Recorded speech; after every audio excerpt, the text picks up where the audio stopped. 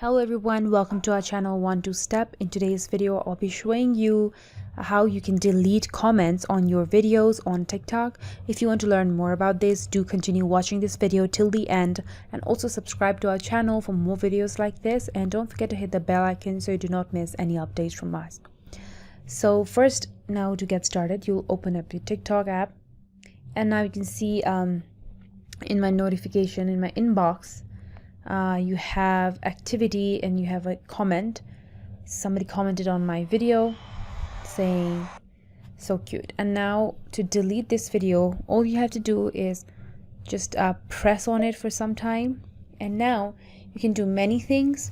And over here on the second last, you have the option of delete. You will click on that delete. So comment is now removed. And now you're done. So it's that easy to delete comments. If you want to learn more about TikTok and all these stuff you can do with it, do consider subscribing to our channel, a 1-2-Step, and we'll be doing more of these videos. So I hope you follow us, guys, and subscribe to us, and also hit the bell icon. Thanks for watching, guys. Bye.